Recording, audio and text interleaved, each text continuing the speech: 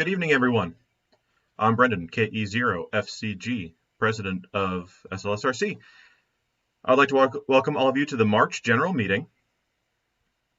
I hope you and your family are still safe and healthy and wearing your masks if you haven't gotten your shots yet, and hopefully you're all getting your shots as soon as you can. If you're a member or just visiting, please put your name and call sign in the chat so we can find out who's here, since we can't do in-person introductions.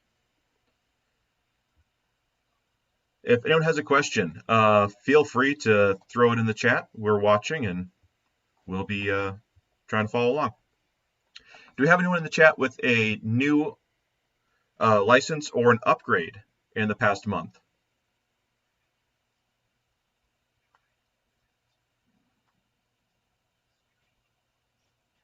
And do we have any first-time attendees for our meeting?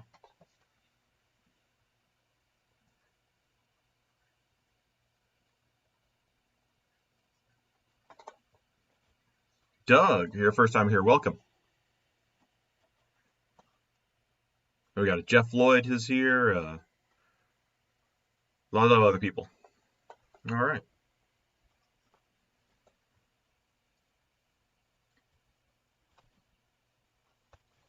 Oh, Robert from Springfield, Missouri. First time.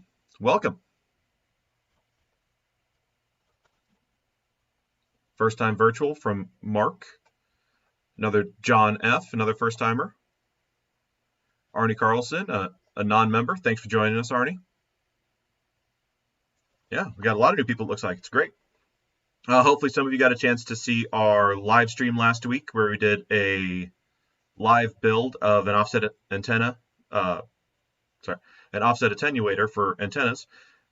This next month on the 15th, we'll be doing another live stream that is the antenna to go with it. I got a chance to try out the demo piece that I built last night, and I was able to narrow it down to about a 15-degree angle. So I think it'll be really good when we get around to doing our fox hunt.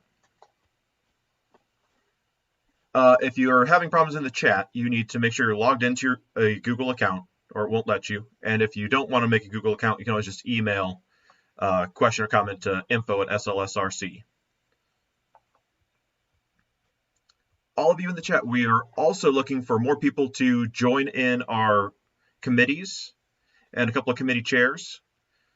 We're looking for people to help out with the Winterfest committee. It's so far away, it feels like, but we need to get working on it really soon. So shoot an email to info@slsrc.org if you're interested in helping with Winterfest. We're looking for a couple of people to join our IT committee or IT chair. We're looking for a couple of people to help with our equipment committees. And someone to be a public information officer, someone who can handle interactions with the public, reach out to local news organizations to kind of spread the word of our activities and answer any questions, put out press releases whenever we do any activities, that sort of thing.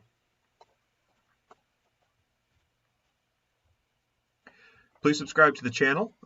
We are getting closer and closer to a point where YouTube will prioritize us as far as showing us to other people and start getting more and more views. Hopefully we're not going to be doing all of our meetings only online in the future, but the more views we get, the more people will see it, then it'll bring more views and it will be a good source of income for the club to help finance some of our other activities. And give us a thumbs up if you're already subscribed. Are there any silent keys from the chat? I saw one from the STL Hams group, Mike Shy, K0AYF. I don't know if we have any others this month. Hopefully not too many.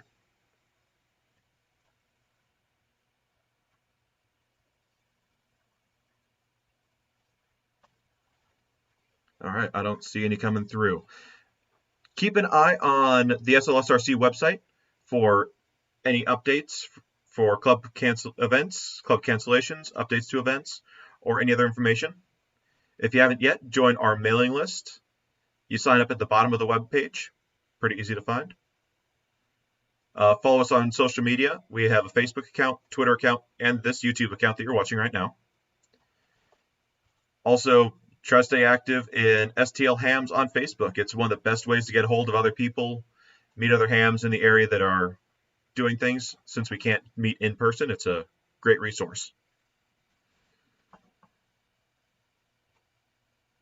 The SLSRC breakfasts have been postponed through May. We will not be meeting in April or May with the breakfasts. We are going to keep reevaluating, but we're hoping we'll be able to start them up soon, since I know a lot of the club are people that are able to get the shot sooner than later. So hopefully most of you have gotten them, and we can get back to normal in-person activities. And I'm looking forward to it. Hope you are. I haven't gotten to meet most of you in person yet. Actually, only a small handful. So looking forward to it. Any other things from the chat that we didn't cover? Announcements or activities coming up? Oh, we got another first timer here.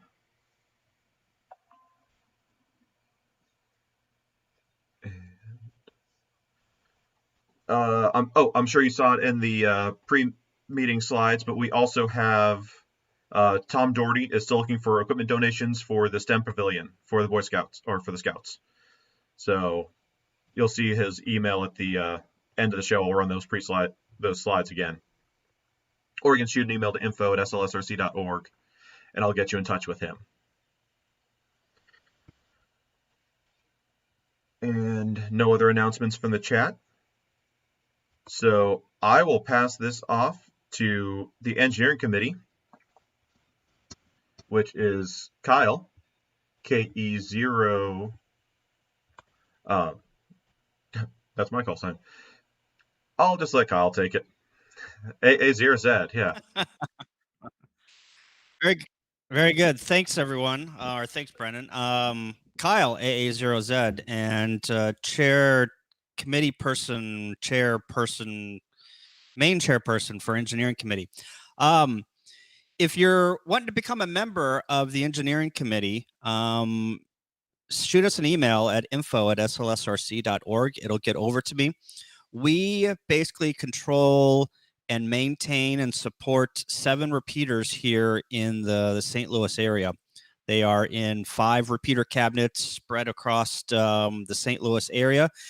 If you want to know more about some of the things that we're doing, go to our webpage at www.slsrc.org and click on the repeaters and nets under quick links, and you will learn everything that we have to offer from a repeater solution, and all the services that we have on our repeaters. And of course, whenever you maintain 7 repeaters, there's a lot of upgrades and a lot of maintenance that has to happen. So we try and keep those repeaters and those systems in tip-top shape.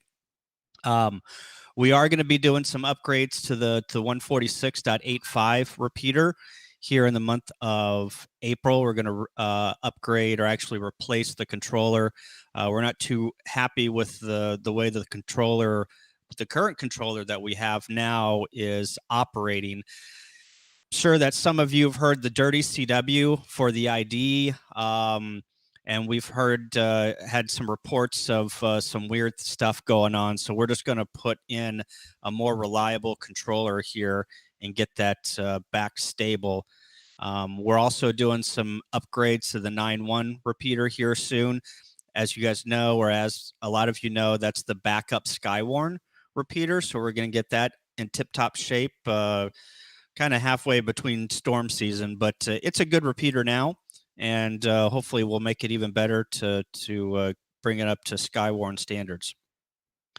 Something else that we're working on is an Arden network. If you don't know what an Arden network is, it is a radio-only network that basically is a self-contained internet with non-secure traffic.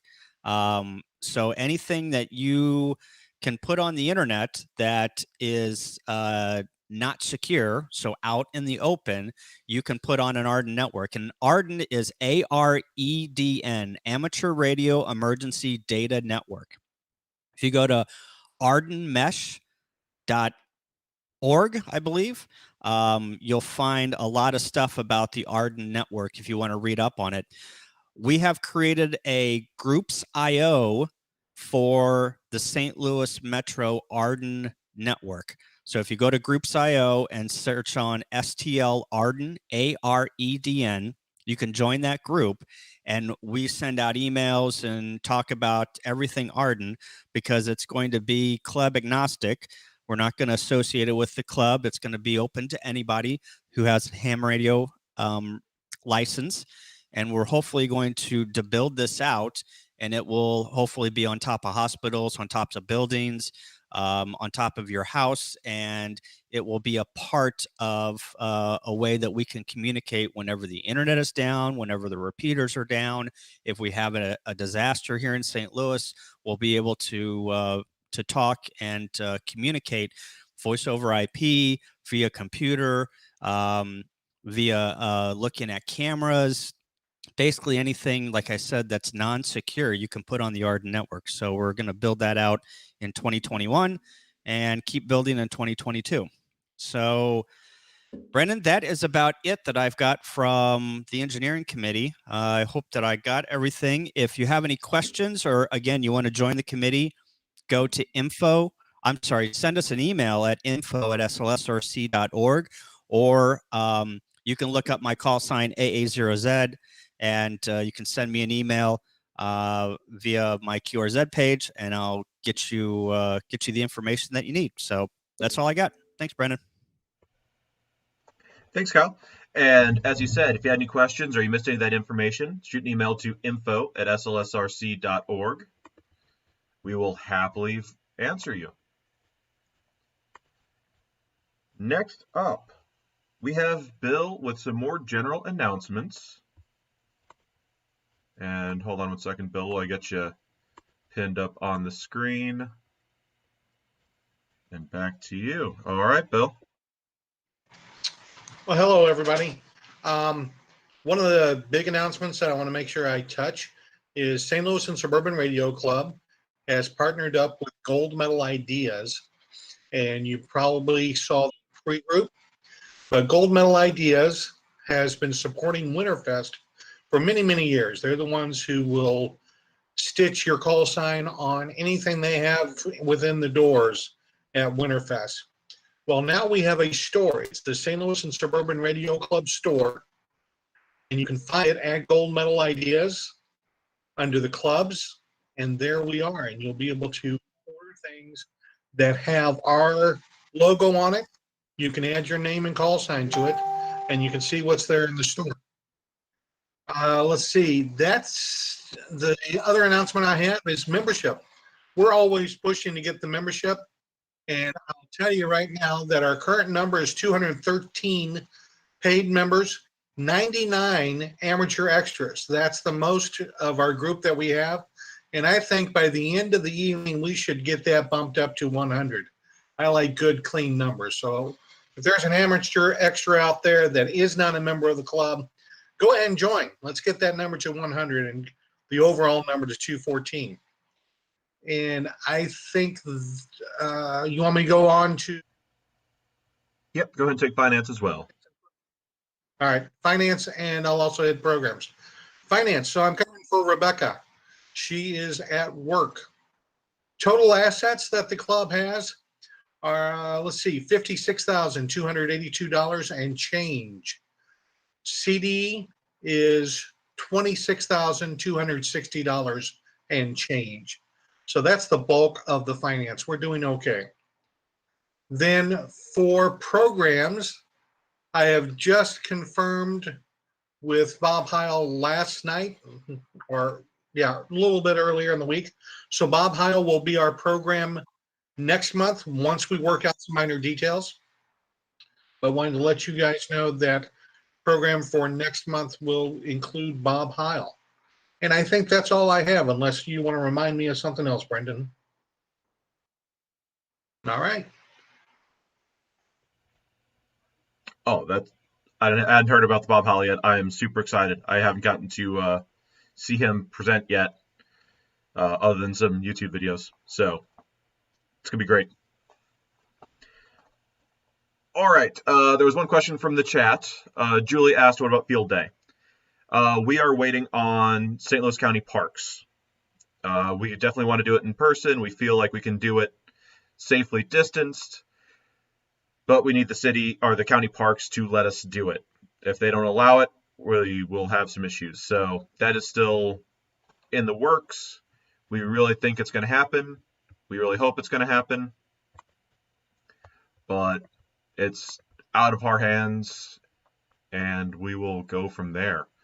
So next up, we have Paul. He will be talking about the equipment grant.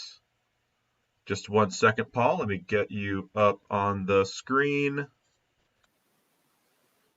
Great. Good evening, everyone. As you all heard last month, we announced that the 2021 grant program was opening that evening of the last meeting. That would have been the February meeting. We did have a few submittals, not near the number that we had for the last grant program in 2020, or I guess actually that was the first ever grant program in 2020. Unfortunately, the submittals that we did receive did not meet the minimum requirements for submitting.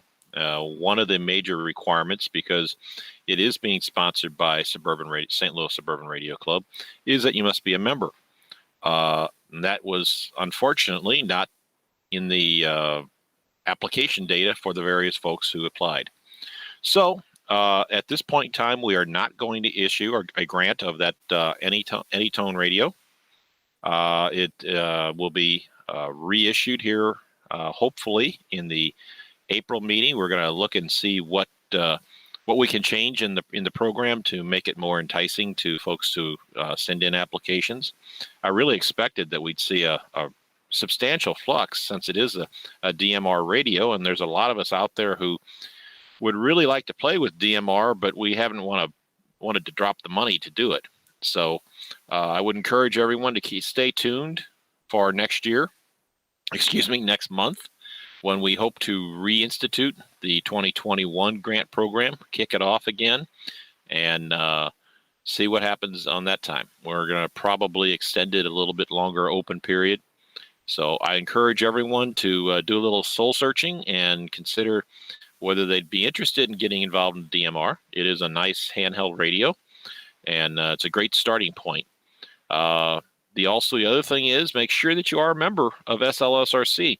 We are very happy to welcome non-members to our meetings and to our repeater nets, but we also encourage you to join as a member. It is a relatively, as Bill pointed out here a little bit ago, it's a relatively low-cost membership, and it might be worthwhile for you to be able to get a radio. With that, I'm going to turn it back to Brendan, and hope to speak to everyone next month with the re-kickoff of the 2021 Equipment Grant Program. Thanks, Paul. Hopefully we get more people sign up for it next time. We definitely want to give that away. All right, next up, we have Ward Silver. The reason most of you are probably here. I know we're all super excited to hear him talk. He has... Oh, let me get scrolled over to his bio, because it's a big one, because he's pretty well known. Oh, yep, sorry. I completely scrolled past education. Who cares about... Oh, wait, Elvis, because it's important. Up next, we have Cliff presenting about Education Committee. Here we go. Can you hear me okay? Am I 5'9", I hope? Good. I see Art nodding his head. Well, Paul and I had a virtual class for technicians starting February 1st on Mondays through March the 15th. And with testing on March the 20th at Cliff Cave. And here's my, Brendan, here's my high-tech graphic here. Let me see if I can, I'm looking at a monitor here. These are 5 new hams from the class. And if you can see the names, John Barton, unfortunately, has not been issued his yet. There's some kind of technicality with the FCC or somebody. But anyway, when you hear these people on the radio, Brent Johnson, Fred Reinecke, Mark Ruth. Matter of fact, there's 2 call signs for Mark. Mark's expired about 5 years ago, and he jumped back in, and he may be getting his old California call sign. But so if you hear any of these people on the radio, say hello to them and welcome them. And also, as graduating and attending the class, It's been tradition for many years for SLSRC to give them complimentary memberships for the rest of the calendar year. So they will be complimentary members, and hopefully they become active. Okay, next, and this is a repetitive announcement. Study guides. Let me see here. Study guides, licensed study guides, education at slsrc.org. We have all three of them: technician, general, and extra. And I just saw something from ARRL today that the technician license is going to be, the new question pool goes into effect July 1st, 2022. So this will be the last year, and then of course 6 months into 22 for the technician. So education at slsrc.org for the technician or general or the extra, either one. And also last but not least, no, this is next to last, license testing, cliffkve.com. They're doing it twice a month. Their next, oh, that's crooked there. Let me try to get it straight. Their next session is April the 10th and the 24th, I believe. But check their website for accuracy, cliffkve.com. And also a study guide and also virtual online testing is hamstudy.org. It's also a great study guide. And last but not least, this is a save the date for the mentoring workshops that start in April. October through March, we have the Back to Basics, which are a program on Google Meet. But April through September, we're having it on the repeater. There's no topic particular. The format is, I just bought a new radio. What kind of antenna do I need, or what kind of coax do I need, or how do I get into DMR, or how do I do this, or how do I do that? There is no agenda. It's question and answer, and there'll be some mentors on the repeater to answer your questions, or there's always info@slsrc.org. There'll be information going out about it on Monday or early part of the week anyway on the website, and also email. So that's mentoring workshop, first session April the 2nd, going through the first Friday in September, or every first Friday in September. And Brendan, that's it. Thank you, and looking forward to hearing Ward. That's it. Thank you. Thanks, Cliff. Sorry for forgetting about you there. All right. So, as Cliff said, next up is Ward Silver. The program for this evening will be the end-fed half-wave has become a very popular antenna lately. But why? Presented by Ward Silver. Ward is the lead editor of the ARRL Handbook and the ARRL Antenna Book. He is the author of 3 ARRL license manuals and study guides, along with grounding and bonding for the radio amateur, and 3 volumes of ARRL's hands-on radio experiments. He serves as a contributing editor to the ARRL and consults on a variety of projects, including projects and programs in the ARRL contest department. You will find his byline in the popular Ham Radio for Dummies, now in its 3rd edition. An electrical engineer, he designed microprocessor-based products and medical devices for 20 years before beginning a second career as a teacher and writer. Ward was first licensed in 1972, enjoys radio sport, using the new digital modes, and participating in his local emergency communications team. He is the founder of the Radio Sport Team Championships and is the president of the ASME Foundation. The end-fed half-wire has become very popular antenna lately, but why? Does it work? How does it work? What makes it special? Or is it? The presentation will discuss the relationship between the end-fed half-wire and the better-known relative, the half-wave dipole, along with such variations as the off-center fed dipole. The all-important feed point impedance transformer will all be explained, along with several installation methods and variations. Put some fire in your wire. Hold on one second, Ward. Let me get you up on screen here. Now, process. There you go. Oh, I'm having a bad hair day. There we go. At least I'm having a hair day. Okay. Nothing personal there, Art. Right. Okay. Let's do the present now thing. my entire screen. Okay, I'm going to share it. All right, I'm presenting my screen. And I'm going to put this on and I'm going to do the slideshow. Are you guys happy? Looks good. Okay. All right. All set. Okay. Tell me when to start. Okay. Oh, you tell me when it is.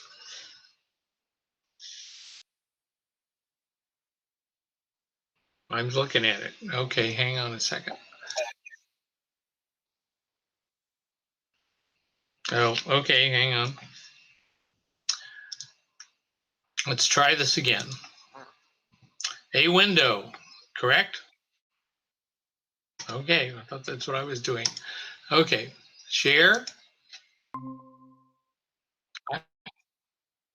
Okay, it's trying.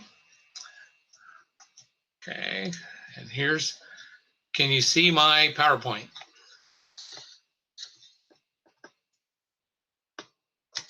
No?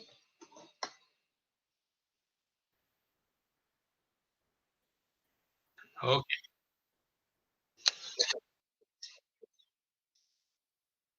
All right, hang on a second. There we go. How's that? Okay, here we go. We got one friendly cat here. That's Electra, Miss Electra. Okay, you should have the full. What's that? All right.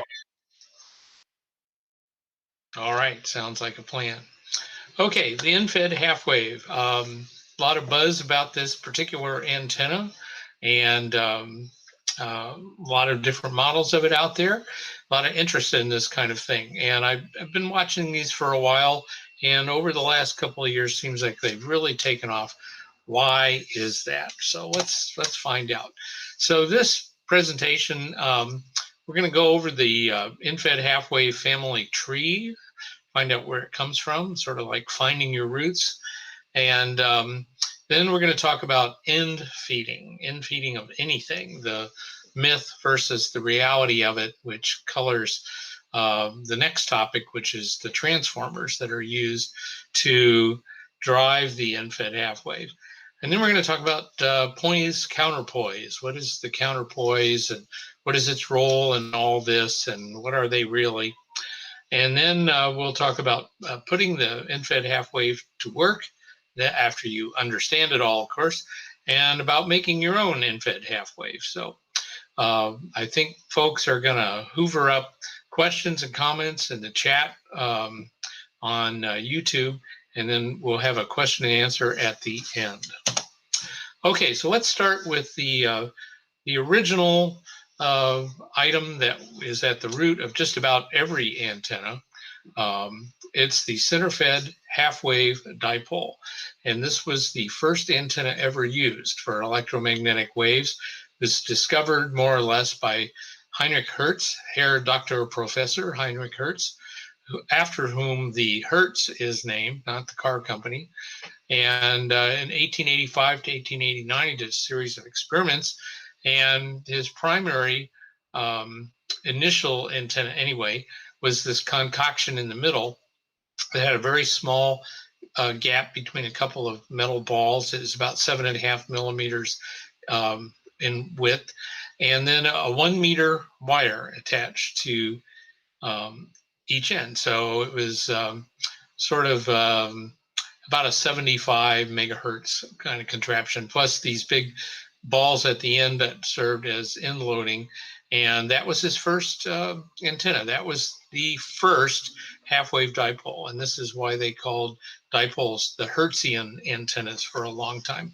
You can learn more about Heinrich Hertz on the Wikipedia. Quite a fascinating story. Somebody asked him about what these new electromagnetic waves were going to be used for, and he said, well, nothing, I guess. It was just an experiment for him, but we seem to have figured out what to do with them. And after all these years, 130 years, Dipoles are still really what I consider the best bang for the buck in ham radio. There's hard to find an antenna that works better, has wider bandwidth, is more efficient. They're pretty good. You should have dipoles in your toolbox no matter what.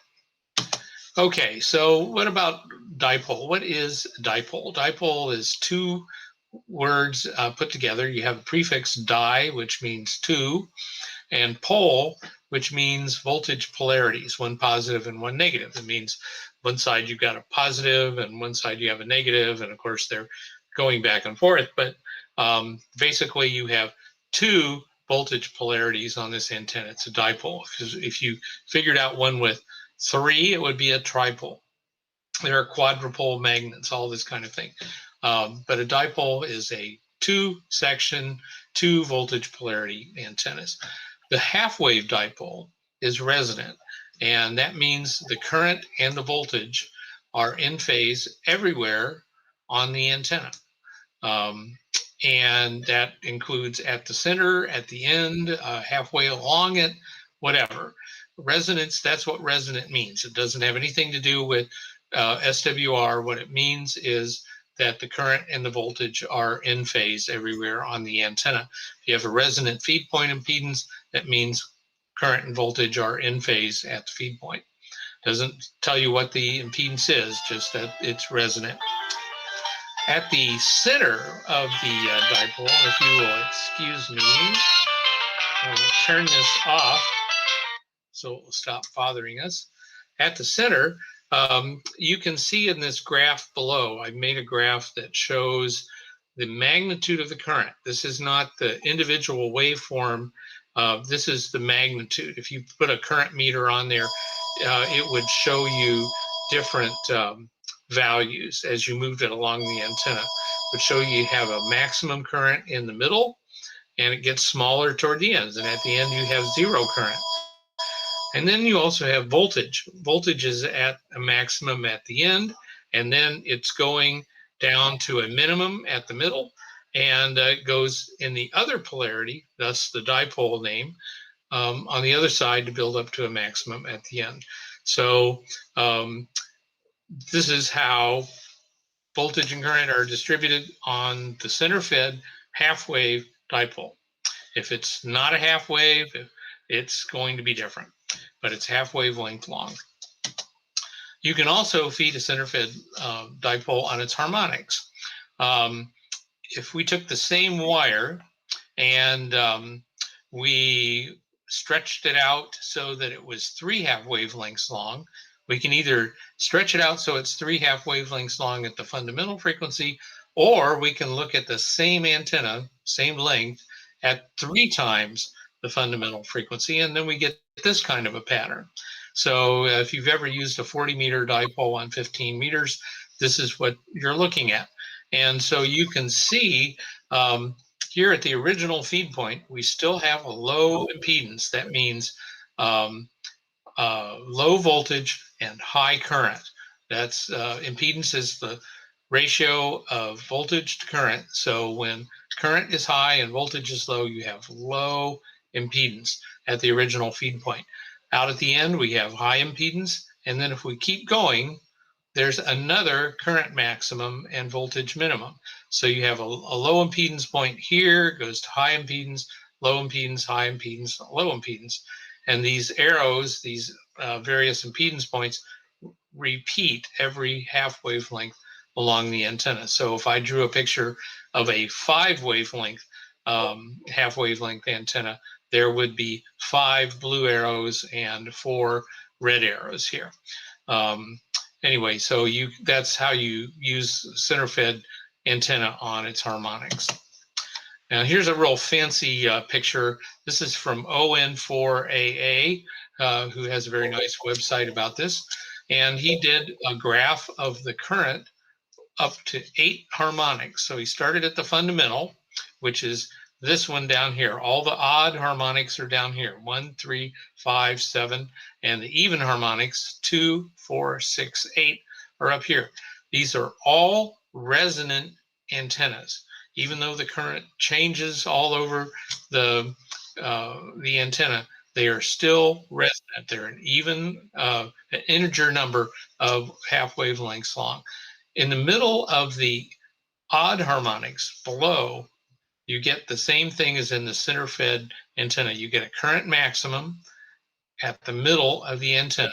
And if I drew voltage on here, it would be too complicated to read, but you would see a low voltage. So these are low antenna, low impedance points in the middle of the antenna. Up here on the even harmonics, which are above the antenna, 2, 4, 6, and 8, you have low current and a high voltage. That means you got a high impedance point. So if you took a dipole and you tried to feed it in the center on its second harmonic, you would find that the feed point impedance is very high. It's still resonant, it's just a different value. But if you look closely, you will see over here, somewhat along the antenna, there's a point where the currents are all about the same, and the voltages are right around here, and they're about the same up here too. And if we looked at the voltages would be close to the same. So there's a point out along this dipole from the center where the impedance on all these harmonics is similar. It's not the same. I don't see any of them all the same at the same point, but they're close. So somebody got the bright idea that said, hey, if we connected our feed point here, maybe we could put an impedance transformer or something like that and turn it into something close to 50 ohms, and voila, you have the off-center fed dipole. So that's what this looks like. Here's the center right here in the middle, and this is from W4 RNL, silent key, but LB Sevic stuff, if you can find it, is really good. So here's the length of the antenna. It's half wavelength, and the feed line is attached at a point where D1 goes from the feed line to the near end and D2 to the far end. Okay, well, you find a point with a similar impedance for off-center fed on multiple bands. You can go back to this point here, and you can find a point that has 100 to several hundred ohms on several bands. And at that point, you can use an impedance transformer to reduce the impedance down to 50 ohms, so you get a good SWR for coax. This is not a Wyndham antenna. I know there are some antennas that are called Wyndhams. The original Wyndham over here had a single feed line, a single wire at this point, and it was actually fed down here at the ground. And so the wire went up into the air, and about a third of the wire went this way and 2/3 of the wire went this way. It was kind of a top-loaded single wire. It was not a dipole. So this is not a Wyndham, although you'll find products that are called Wyndhams. At any rate, you choose the feed point location so that the SWR is an acceptable range on multiple bands. Oh, love this drawing. This is one where your eyes sort of cross together. This is another one from ON4AA, and he wrote a program, and he simulated the impedance of the antenna at different percentages offset from one end of the antenna. That's what these numbers are down here.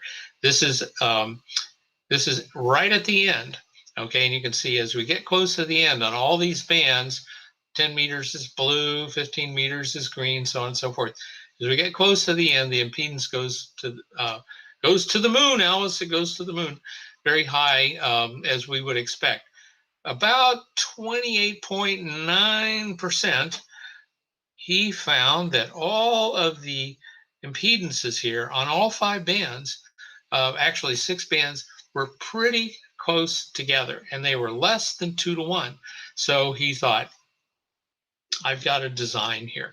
So what he did was create an antenna where it had a 29% offset from one end. He used a 4-to-1 transformer because all of these SWR, all the impedances were close to 200 ohms.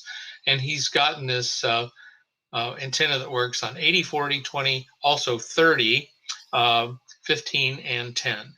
Other common designs, you'll find the ratio is 1/3. That's a carryover from the original Wyndham. And another design has 20% from one end. So remember that the impedance at the off-center point, just like for a center-fed dipole, it's going to vary with the antenna's height above ground, how conductive the ground is, whether there's anything conductive that's close by. So this is not guaranteed. This may be a good free space simulation, but it's not guaranteed to work exactly like that if you put it up at your house. Okay, so what about the end-fed half wave? There is one other point on the antenna of the dipole which has a similar impedance on all the bands, and that is the ends.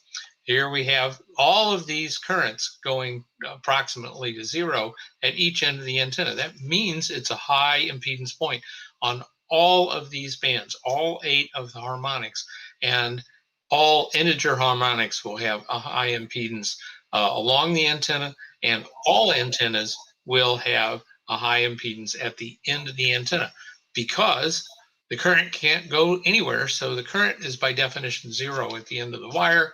So the impedance is going to be very high. Well, how high? Typically, the impedance at the end of where it's in-fed ranges from about 1,000 to 5,000 ohms. And it varies with frequency, it varies with thickness of the wire, it varies with height above ground, and this is a very capacitive point on the antenna. It's a high voltage point, and wherever you have high voltage or any voltage and no current, then you have capacitance. So height above ground, nearby conductors, conductive surfaces, the antenna will couple to them. There's some small amount of capacitance, and that acts just like any other capacitor. The RF, the AC waveform, will generate current through it. And that's what causes the impedance not to be infinite. If you had 0 current and any voltage at all, the impedance would be infinite. But you do have some current because of this capacitance. And just as a point of interest, any impedance above 5,000 ohms at RF is actually rather hard to achieve, specifically because of distributed capacitance and coupling and parasitic effects.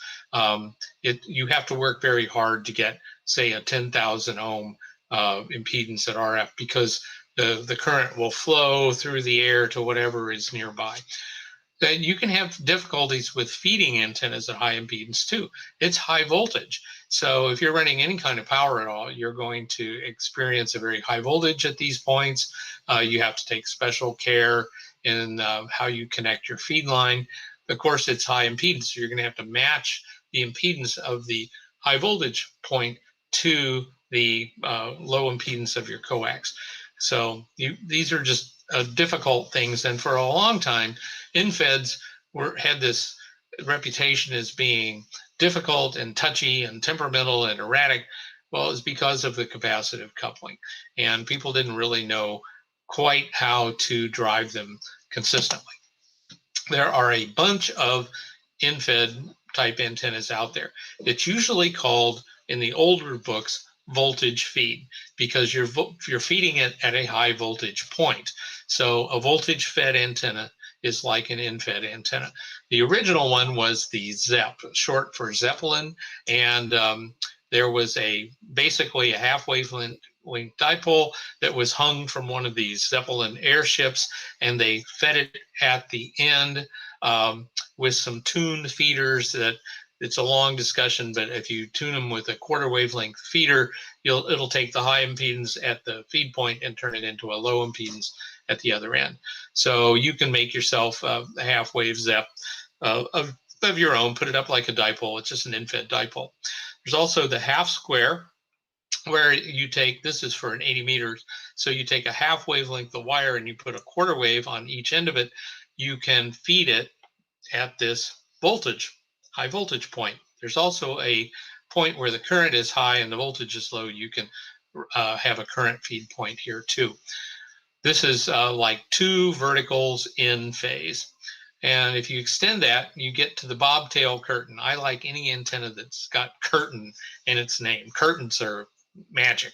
Okay, so the bobtail is basically like 2 half squares end to end, where you have a sorry about that. You have a quarter wave vertical, a half wave, and a half wave and a quarter wave and a quarter wave. And these arrows represent the current flow on the antenna. As you can see, you've got two equal halves of opposing currents here. So this part doesn't radiate, or actually it radiates, but the radiation cancels. Same over here, and you have three verticals in phase. Pretty nice. But you tune it, or you feed it through this tuned network down here. This is a parallel LC, and you tune it to resonance, and then you connect the feed line to the point on the coil where you get the best impedance match. Believe me when I tell you that if you run any power to one of these things, you can get some amazingly high voltage here. I'm sure everybody's seen a picture of a Tesla coil throwing off sparks in all directions. The Tesla coil is a resonant tank circuit. It's very high Q, so it's low loss. So the voltage just builds up to ridiculous million-volt levels, and it's so high that the air breaks down. So that's a high voltage feed example. And so I've seen the bobtail curtain voltage point break down and have arcs and all sorts of stuff when you're trying to run a kilowatt. Another is the bi-square, where you have an open end of two dipoles here. The dipoles are bent into a triangle. This is open up here. So you have a dipole over here and a dipole over here. These are in-fed antennas. Okay, now what's really important here is that we understand that the half-wave dipole, the original half-wave Hertzian thing, the half-wave dipole, the off-center fed dipole, and the in-fed half-wave are the same antenna. They're all the same half wavelength piece of wire, and the electrons don't know the difference. They don't come up to it and they go, oh, this is a dipole. This is a half-wave dipole. I have to do this thing. Or, oh, this is off-center. I have to do something else. Or the in-fed. They're all the same antenna. It's just a question of where you feed them. It's like if you have a stringed instrument, you can pluck it in the middle and you can feel the string vibrate. And if you look at it with a high-speed camera as it's vibrating on its fundamental, you'll see the string moving maximum amount in the middle. That's where its impedance is low. And as you move to the end of that string, you can continue to pick that string, but you'll get less energy into the string because it's a high impedance as you get to the end of the string. It's the same way with the antennas. You just have to figure out how to match to the impedance of the antenna at that point. And it's fed at different points on the antenna for reasons of convenience, but there is no difference in gain or radiation pattern from any of these three antennas. The half-wave dipole, the off-center fed dipole, and the in-fed half-wave, they're the same antenna, okay? But all three designs have bugs and they have features, and it's a choice of which system, antenna system, you want to use. For example, the off-center fed and the in-fed both have transformers at their feed point. That you have some transformer loss. It adds some expense. It adds some weight. You also have, if you try to feed the center fed in the middle, where the impedance can be pretty high on some bands, you can have feed line loss.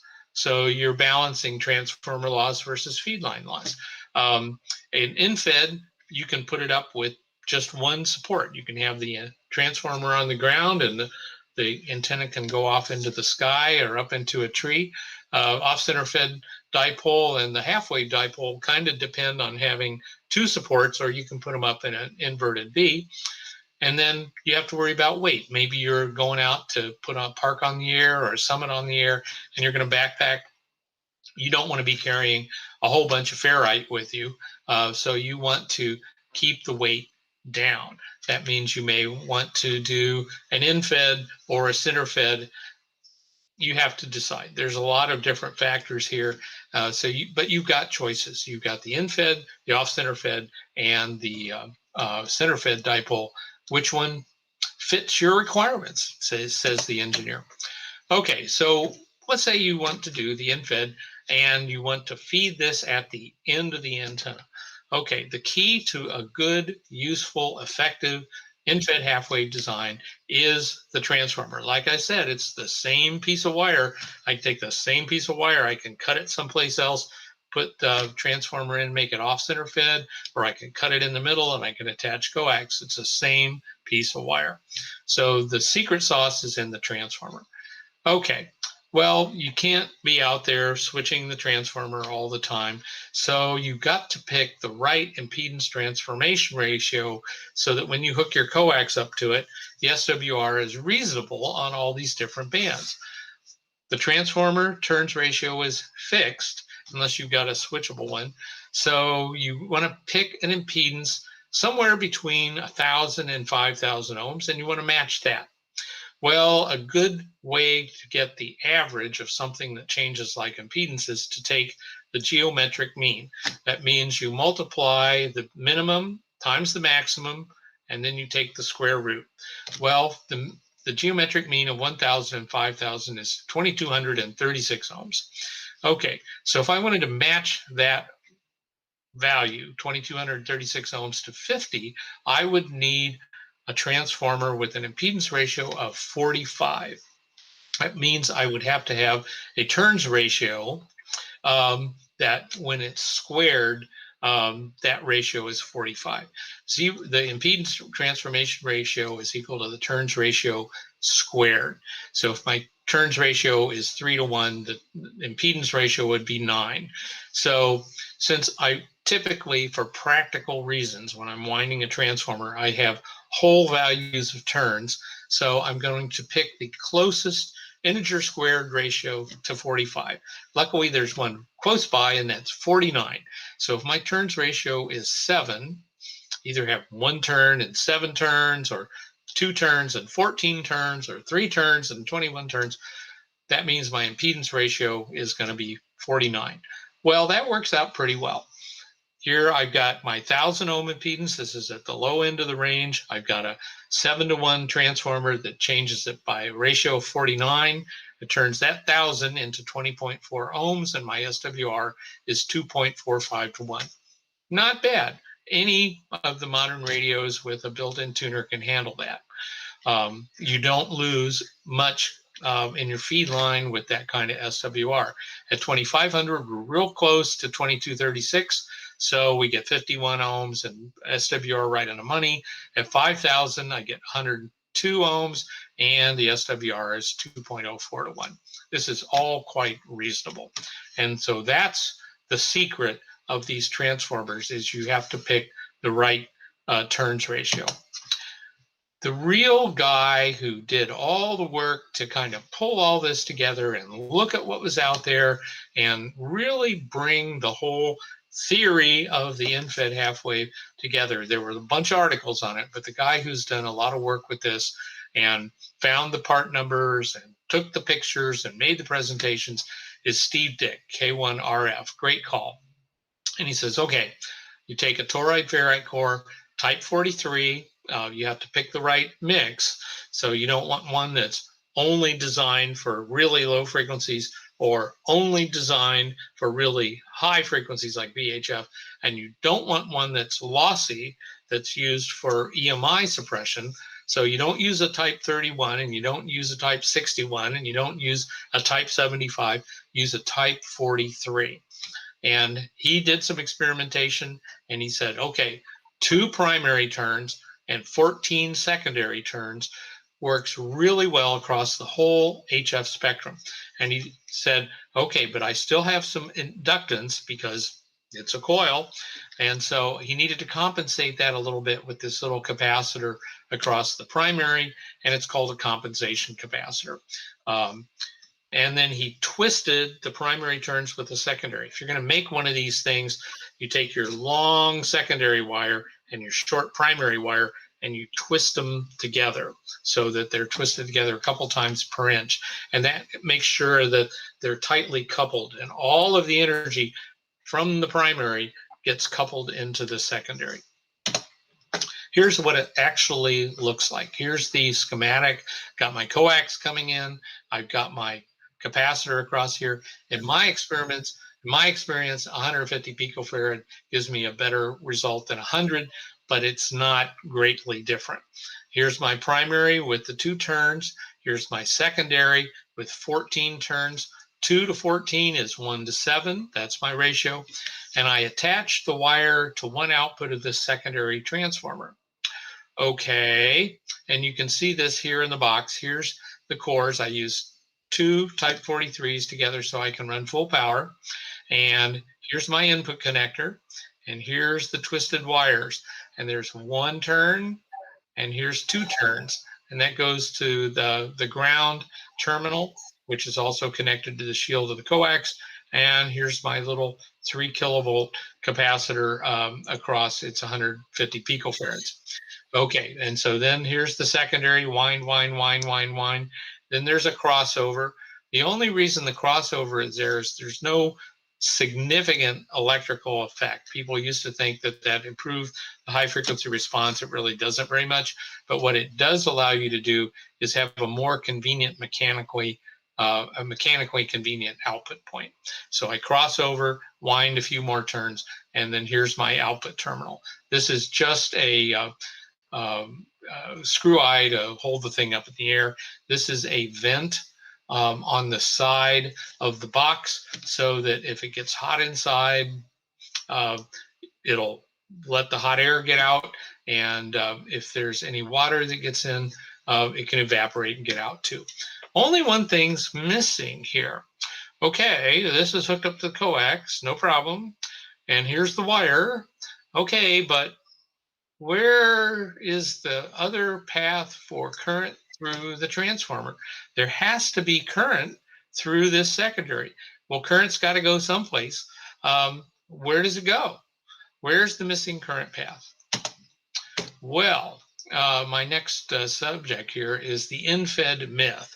And there isn't anything that's actually fed right at the end. There is no end where our eyes think there's an end because of that electrical capacitance and other things. The current has to go someplace. So W7EL, the guy that wrote EasyNet, the modeling software, he analyzed the end-fed wire. And he says, okay, where is the current going? Okay, so here was the end-fed wire right here. Here's the antenna.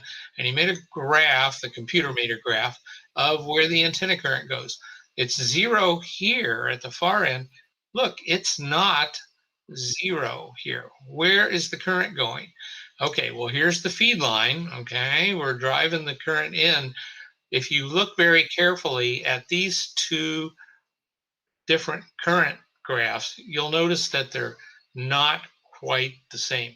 There's a little more current flowing on this feed line as common mode, which means it flows on both connectors equally, and that makes up this missing amount of current right here. So what happens is the antenna is all of this plus the feed line. That's where the missing current is. It's flowing on the outside surface of the coax shield. It's common mode. If you feed it with parallel wires, it flows on both of the wires at the same time. It's common mode. Okay, well, what if you don't want to have it flow on the feed line? Okay, then what? Okay, you can give the antenna a ground screen with some radials. Okay, the common mode current can flow on that. It can be on the coaxial cable shield. You can put a counterpoise wire on it. And so you take a piece of wire and you hook that to that ground terminal. Well, the current will flow on that. Happily, it doesn't care. You can put in a ground rod and you can have the current flow on the surface of the earth, which is a little more lossy than wires, but it works. So let's talk a little bit about counterpoise. What is a counterpoise anyway? This is an old word, a very old word in radio, and it goes back to the very first days when people weren't really quite sure what it was that they were doing. They didn't have antenna modeling. So lots of things wound up getting called a counterpoise. The wires that are attached to the end of the antenna, the ground screens, mesh, radials, all this kind of stuff. The primary function of the counterpoise is to lower impedance of whatever it's attached to. Okay, you can put a counterpoise in your station. If you've got RF in the shack on 15 meters and you get a microphone that's hot and you touch it to your lip or your nose and you get an RF burn, you can calm that down. You can lower the impedance and the voltage by putting a quarter wave piece of wire on your transceiver. It's quarter wavelength and 15 meters. And the high voltage moves over to the other end of that wire and it quiets everything down in the transceiver. Here's a pro tip. If you put down these little counterpoise wires in your shack or at field day, don't put them where you can step on them with your bare feet. Don't ask me how I know that, okay? So remember that. Okay, the counterpoise in this case, also you can have a counterpoise that you'll see lots of screens, looks like a flat umbrella. It couples the antenna to ground. It's basically a big capacitor, and it gives that current some place to go. So basically, no matter how you do it or what your intention is, the counterpoise just completes the antenna, and that's what's happening with the end-fed half-wave. People say, well, I had this random wire and I threw it up in a tree and then I hooked up a counterpoise and boy, that antenna works great. Well, the counterpoise is part of the antenna, okay? So what you're telling me is you got an antenna that some of it goes up in the air to a tree and the other half's laying on the ground, okay? That's what the counterpoise is doing.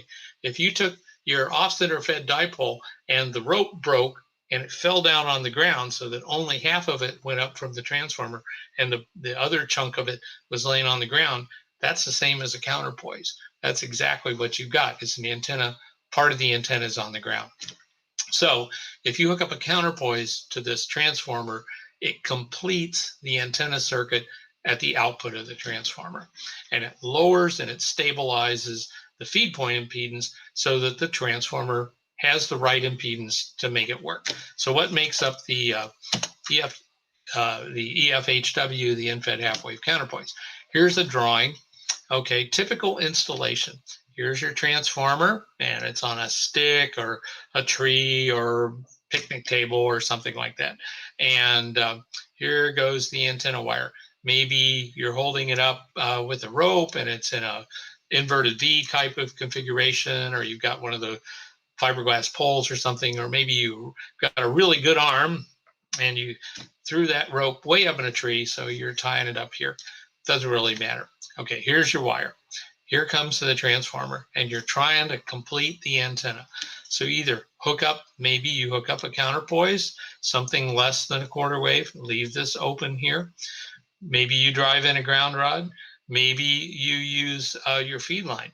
Now, if you put a choke balun on the feed line and you cut off the shield from common mode current, well, you got to give the antenna something else. So if you put a choke balun on your feed line, the antenna will not work unless you add a ground rod or a counterpoise to complete the circuit and give the current someplace to go. So if you use a choke balun to quiet down the feed line, get the common mode current cut off, you either have to add a counterpoise wire 6 to 20 feet or a ground rod or screen. Frankly, I found it just fine to let the coax lay on the ground and be the counterpoise. After 20 or so feet, 20, 30 feet, the coax has coupled all of the common mode into the ground anyway, and by the time you get it to your station, you don't really have to worry about stuff. Okay, so here's where the missing part of the antenna is. We make this connection, and if you go back to the picture, ding, ding, ding, ding, ding, ding, right there, you can see this jumper here between the ground terminal and the shield connection of the SO239. That's the missing connection right here.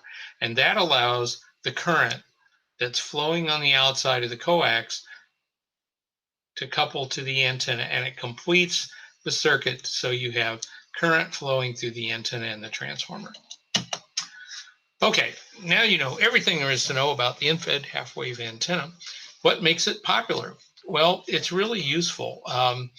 Since this transformer design has gotten out there and people have learned how to make it, They've learned how to put the little compensation capacitor on there. They've learned how to wind it. They know what kind of cores to use. It's useful and efficient. It really works. The coax connects right up to it. You don't lose a lot of power in the transformer, a few percent. It's very light if you're going to pack a QRP in-fed half-wave wire. Maybe you've seen some kits. The toroid's only about an inch. It's very, it doesn't weigh you down, and it only requires the one support if you want to run it that way. You put the transformer a couple or 3 feet above the ground, and up goes the wire. There's a 160 meter version, 260 feet. This is all on Steve's presentation, and all you got to do, Mr. Google is your friend. Just type in K1RF in-fed half-wave, you'll find it. 260 feet is kind of a long antenna. The 80 to 10 meter versions are more popular. 132 feet, that'll fit in the backyard. You can also add a capacitor about 300 or 400 picofarads at the midpoint, and that will shift the resonant frequency up from 80 meters CW to 75 phone. So if you put an insulator there and you've got a thing where you can lower the antenna down. I do this all the time. If I'm going to be in a phone contest, I go out and I lower it down, and on this insulator, I have a jumper across it. I remove the jumper and I put in the capacitor. Suddenly, I've got a 75 meter antenna. I just have to remember that when the contest is over, I have to lower it down again and put the jumper back. You can also use it as a quarter wave ground plane on 160 with a ground screen, either mesh or radials. It works great as a ground plane. It's bent over, but it works. It radiates just fine. It worked all the coast to coast with 100 watts on 160 meters. And you can also add a coil, a loading coil, and it's like a big mobile whip with the coil about halfway along, and that works too. It's not as efficient. There's a short 40 to 10 meter version that's just terrific for portable operation. It's great for picnics and camping and all this kind of stuff. And on this loading coil, you can add the loading coil for 80 meters, and then you can clip on a wire that makes it work on 60 meters too. So there's lots of different versions of this thing, and people are, hey, they're going nuts. So they're having a good time. What you want to make your own, this is a great project. First, download and study the K1RF presentation. Understand what Steve's trying to tell you, and follow his instructions.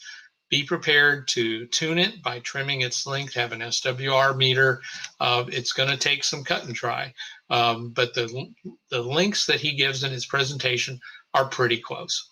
You'll also notice that he suggests that you take the wire and wind 6 turns on a 1-inch loading coil form near the feed point, about 6 feet from the feed point. What that does is that little bit of reactance, as the frequency goes up, the reactance gets bigger and bigger. It pulls the resonant frequency down on the higher bands. For a lot of obscure reasons that are beyond the scope of this presentation, if you don't have the loading coil, the resonant frequency shifts a little higher than you expect. So if you want to operate CW at the low end of 40, 20, 15, 10, you've got to put in this little 6-turn coil. For toroids, if you're going to run QRO, which means a kilowatt, use 2 2.4-inch OD toroids, OD or ID, OD, and you put them together and you tape them, put a couple pieces of tape on there, and then wind your transformer on that. If you're going to just use 100 watts, all you need is one FT140, 1.4-inch OD core. And if you're going to do QRP, you can use a little 3/4 or 1-inch core. Use type 43 material. Make sure you use enameled wire. It can't be bare wire. And you don't want to use insulated wire, because the insulation holds it away from the core a little bit. And as it gets farther from the core, the magnetic field from the wire tends to escape, and you don't want it. You want it to escape. You want it to all go into the core. So use enameled wire, which you can get online. It's not expensive. And the compensating capacitor, 100 picofarads, whatever you've got, and you can use multiple values in series if you've got bigger ones, or in parallel if you've got little ones. It should be one of the 3 kilovolt transmitting type capacitors, even if you're running low power, because those are made to have very low loss. And you don't want loss. You don't want to be burning up any power as heat in this thing, specifically if you're running QRP. You're already down at 5 watts, so why throw any away? So use a 3 kilovolt capacitor. And if you're going to put one up, watch out for high voltage at the feed point. Don't put that feed point where people can walk up and go, hey, what's this? Because they will. So you want to make sure your high voltage point is protected. You can install it as a sloper. You can run it over something, sort of an inverted V look. It's not an inverted V dipole. It's just a bent over piece of wire. Or you can put it up in the air and run it horizontal, and your transformer's at one end and the feed line comes down. In that case, almost for sure, you're going to have to use the coax as your counterpoise. It will work great. Coax is perfectly happy being a counterpoise. You want to use good quality coaxial cable for these things. RG174, it's nice, it's light, it's tiny, but really it's very lossy as a cable. Only use it for the portable QRP type operation, 25 feet or less. You're kidding yourself if you're using 100 feet of this stuff, because it'll just start burning up your power. If you want to use RG58, which is inexpensive, that's good for up to about 100 watts, about 100 feet, use good quality. There is a lot of junk cable out there. Make sure it's got good braid coverage, and buy from a reputable distributor for that stuff. RG8X or RG213 for QRO, and for longer runs than 100 feet. So now you know how the EFHW is built, okay? It's the same as a half-wave dipole, but it's just fed at one end. And it's the same antenna as the half-wave and the off-center fed. It's just fed at the end. You're just picking the string down here at the end instead of in the middle. And it operates on multiple bands because of the high impedance at the end. That allows you to take that same type of impedance and match it down to 50 ohms, just like the off-center fed does. But it requires, this is not optional, a well-designed impedance transformer. And so we've gone through what makes a well-designed impedance transformer. That's in the K1RF presentation. And then you look at your options. You say, got an in-fed, got an off-center fed, got a center fed. What do I want my system to do? What are my circumstances? What kind of feed line can I run? Do I have an auto tuner? Do I not have a tuner? Can my radio tune to 2 to 3 to 1 SWR? What am I going to do here? And just kind of be aware that there are trade-offs, and don't be afraid to experiment. Okay, it's not a closed book test. You're allowed to do all kinds of different antennas, and that's half the fun sometimes. But now you know more about the in-fed half wave. So thank you very much. I think it's question and answer time. So hopefully my video didn't cut off, in 5 minutes, and I've been sitting here for, 45 minutes talking to myself. So anyway.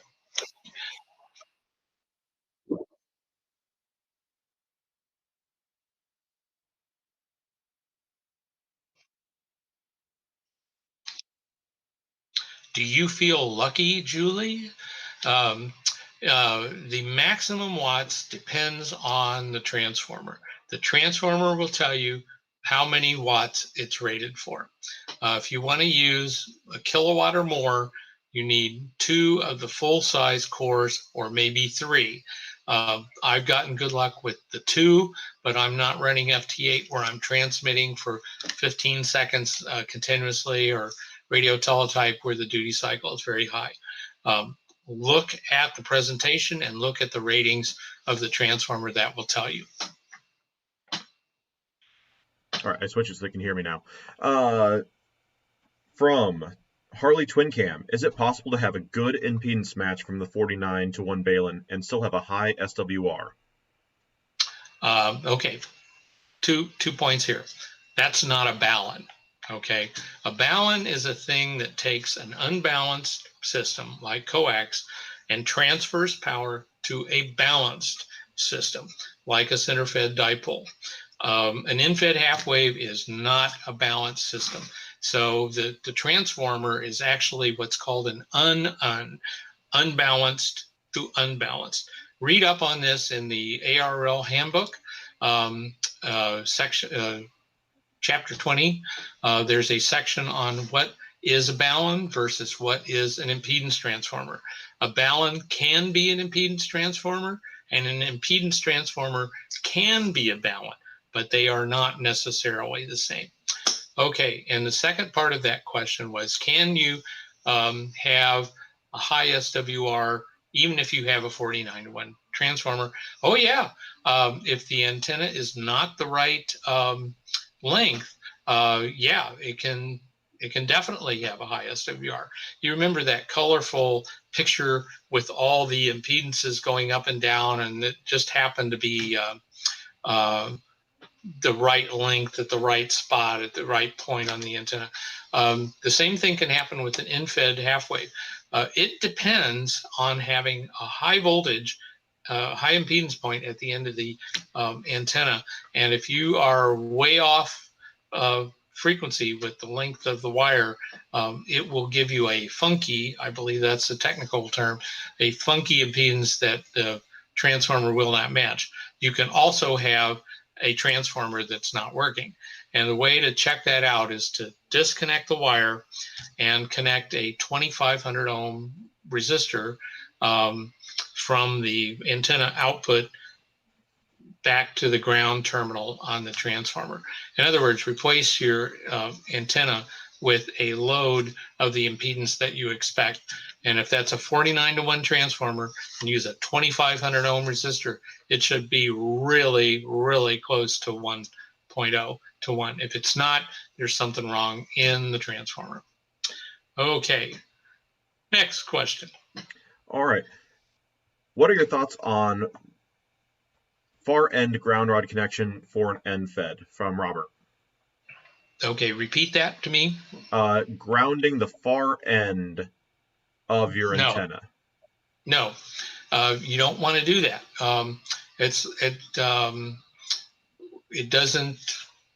It upsets the antenna. The antenna depends on having an open at the far end and another high impedance point at the transformer. Anything you do to upset that, whether you attach more wires in the middle or you ground the far end, you're going to upset that. It will not work the way you expect it to do. It would be like grounding one end of a dipole. You don't want to do that. If you want to make a quarter wave in-fed, okay, if you've got a J-pole, look carefully at the J-pole. The J-pole is an in-fed half wave. The part that sticks up above the J part, you got your little J part, and then you've got the long part.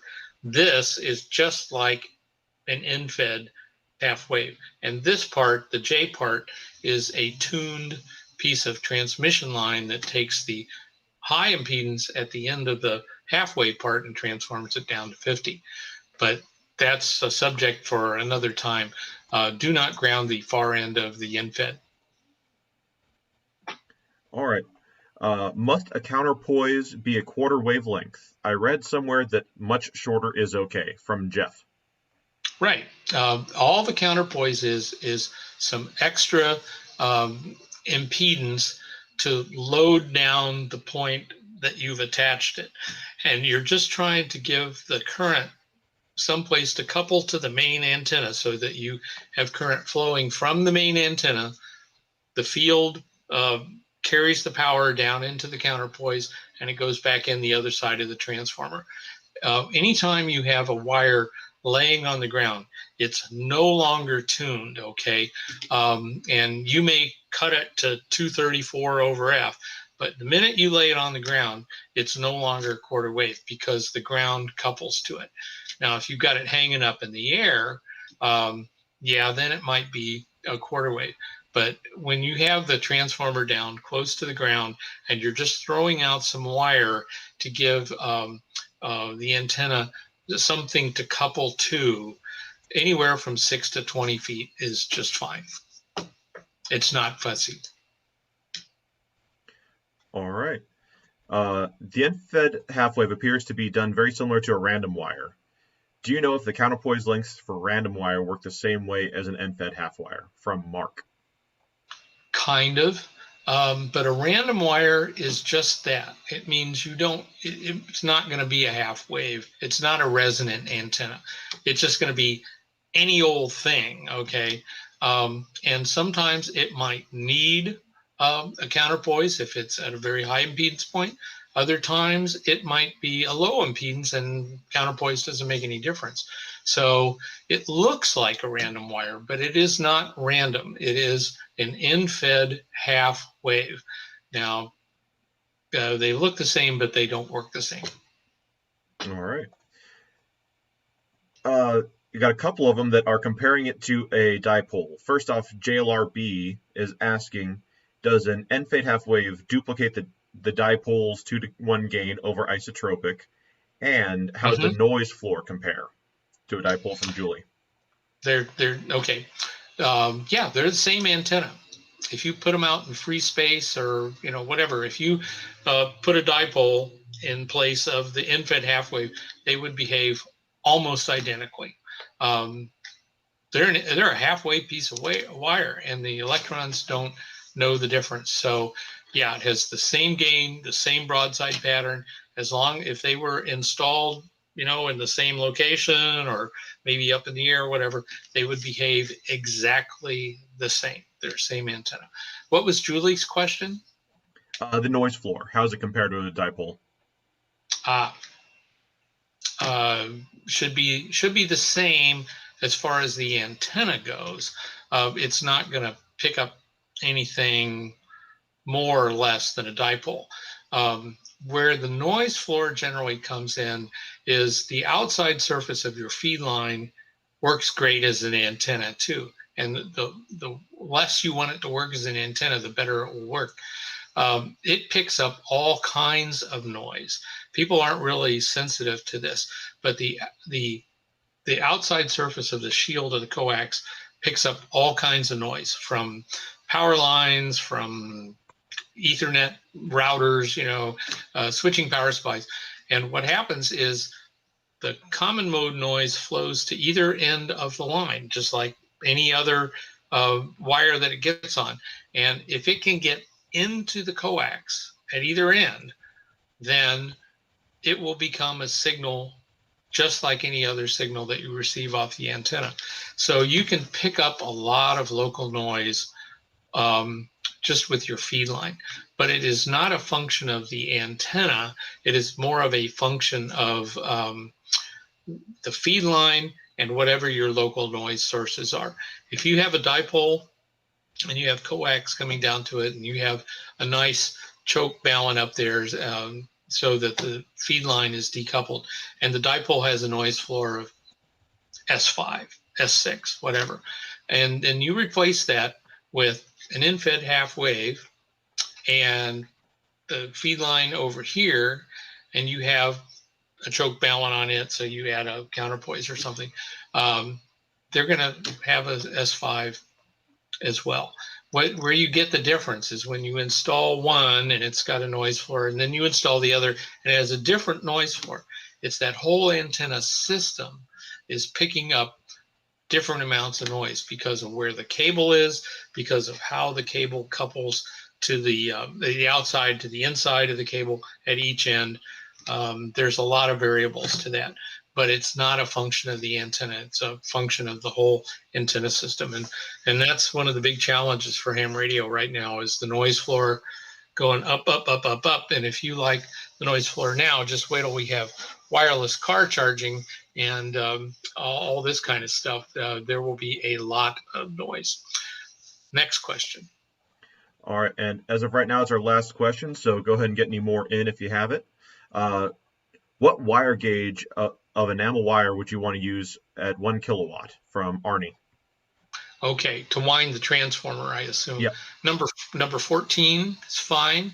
You can use number 12 if you want. It's a pain in the neck, among other places, to twist and wind.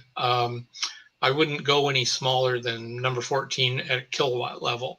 For QRP, you can use number 22, number 24. For 100 watts, number 18, number 20 is fine. All right, we give the YouTube a moment to catch up to see if anyone else puts any questions in the chat.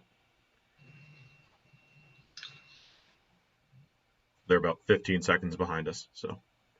That's fine with me. They're in an alternate universe.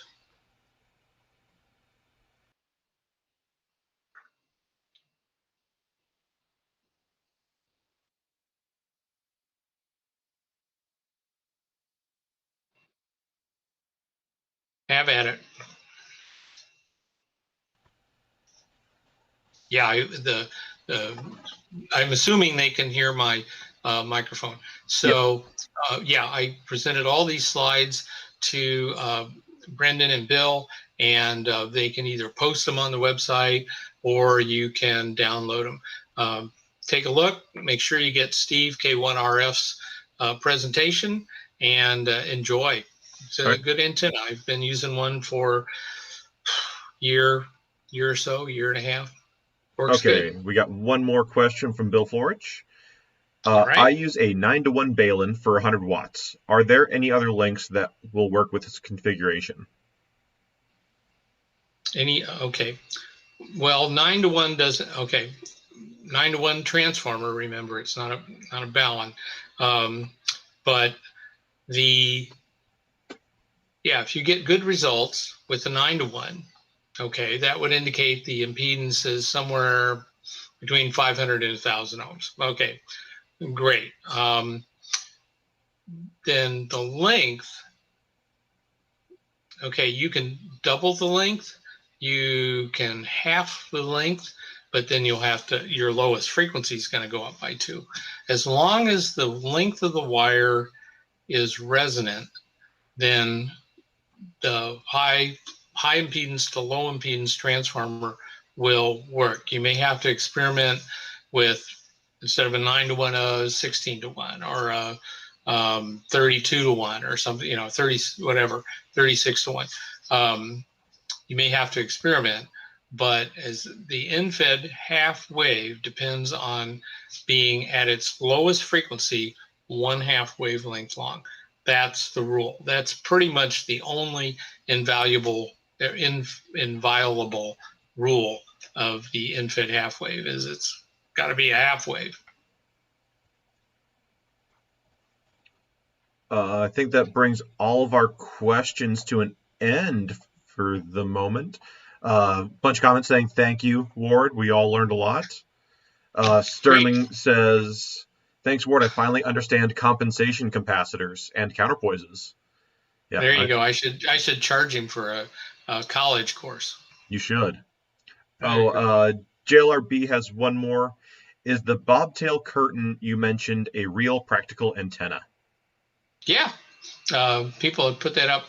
That kind of an antenna was really a lot more popular when beams were less common and more unwieldy, and we didn't all have access to all the good stuff we do now. But I can tell you that if you've got a good batch of trees and you want a second antenna, like for 20 meters or something, or maybe you want to get a little extra oomph on 80 meters and you have some trees and stuff, they work pretty well. Now, you can't rotate them, but the beam width is pretty broad, so you could put one broadside to Europe and it would work well into Europe, and it would work down into the South Pacific. You put another one to Japan and it would work down into the Caribbean, so you could switch back and forth. So, or you get fancy and put up 3. But yeah, I think the most popular bands for those are 20 and 40 meters, because once you get to 80, you've got to get 70 feet up, and that can be kind of an engineering challenge. And once you get above 20, the wavelength gets short enough to where beams and other steerable things are much more feasible and less expensive. So the sweet spot for the bobtails is 40 and 20. And I'll tell you, from here in the Midwest, putting up a bobtail for 40 is a real good antenna at field day. You put it up, line it up, so it heads up through North Dakota and down through Mississippi or Alabama, and it'll put a big old lobe into the East Coast and to the West, and you'll have a great time. All right, we got one more from Ira Brodsky. How does a G5RV fit into all this? G5RV is a completely different antenna. It's center fed, and it's not half wave. G5RV is very similar to an extended double ZEP for 20 meters. If you Google G5RV, you can find the original article. It's out there, and you can read it. It was designed for 20 meters and 20 meters only. And now there are 1,000 variations, and everybody claims they're, all band and all this kind of stuff. You can make anything work on all bands if you have the right tuner. But it's a center fed, 2 half waves in phase kind of a thing. I've written some articles on the extended double ZEP. There's articles about it in the antenna book. And if you do have a recent copy of the antenna book, it does have the original G5RV article in there. And G5RV didn't have the benefit of antenna modeling programs back in the day. So since then, a guy named with the call ZS6 Bravo Kilo Whiskey, Zulu Sierra 6 Bravo Kilo Whiskey, has come up with a variation on the G5RV that is designed to work on multiple bands, and it's quite well thought of. So it's an updated version of the G5RV, but it's a different antenna. It's center fed. It uses a transmission line as a matching section. It's a neat antenna, but it's different. All right. Thanks a lot, Ward. We all Did I appreciate wear you you being out? here. You got a lot of information. I know I'm in over my head with a lot of it, but I'm working my way through the antenna book. Great, excellent. I'm on chapter like 12 or 13. It's a hefty read. Well, you need help going to sleep.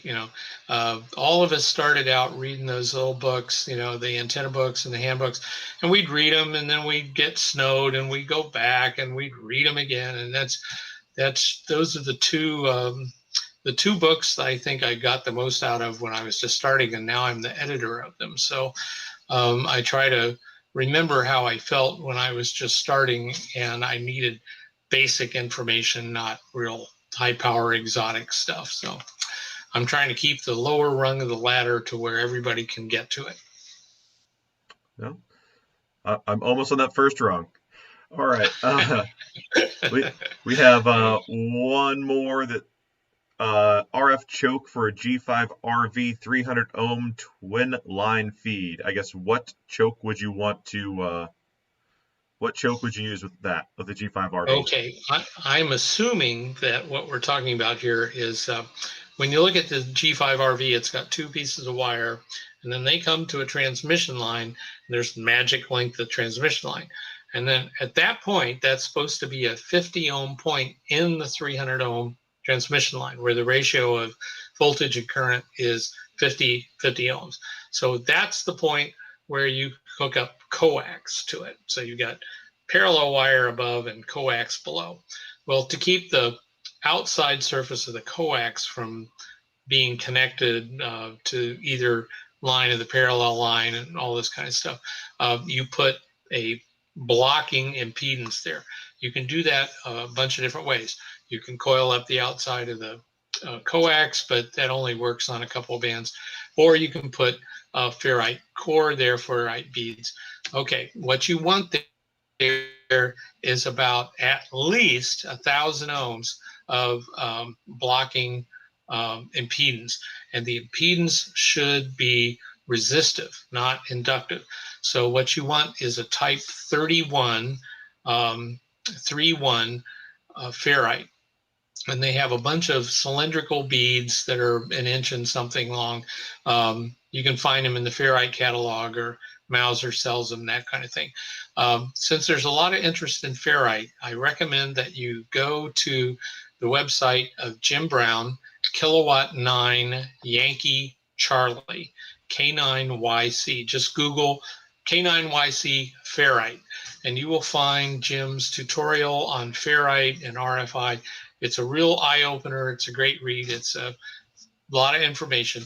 And Jim, at the end of it, in his appendices, talks about the different types of ferrite and gives part numbers and all this kind of stuff for you to buy the right stuff.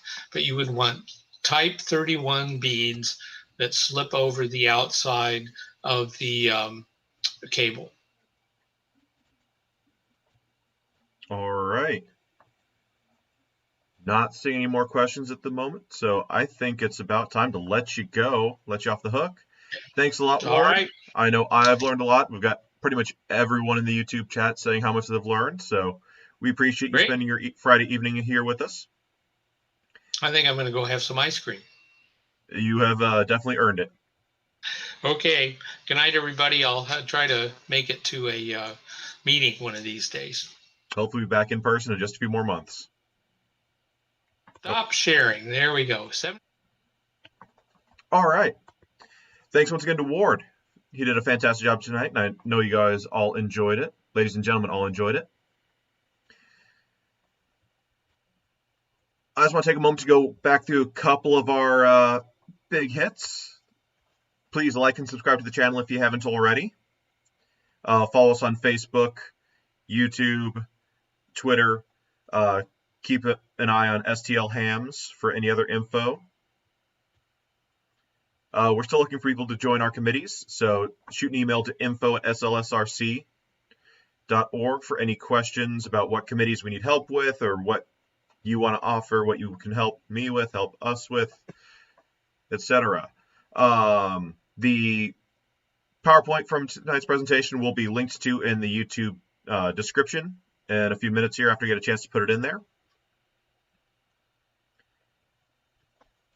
Email info or education@slsrc.org for Cliff to send you to study guides, or you just got the link to where you can get tested at, but Cliff will happily tell you that also. Education@slsrc.org, info for any of your other questions, or I can forward you on to Cliff if necessary. And I think that's us. Have a great evening, everyone. I want to thank the board for helping out, and all of our committees for all the hard work they do. Please stay tuned. I'm going to put the pre-show slides back up that has most of the information that you saw, and have a great evening. 73.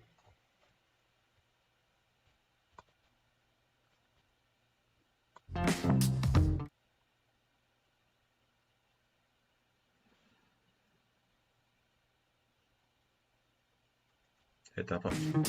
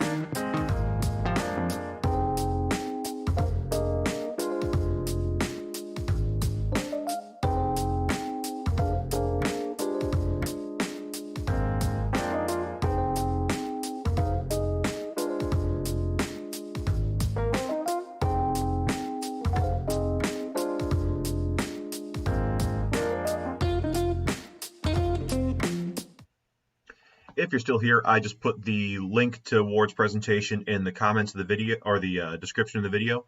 You may need to refresh to see it. Have a great night.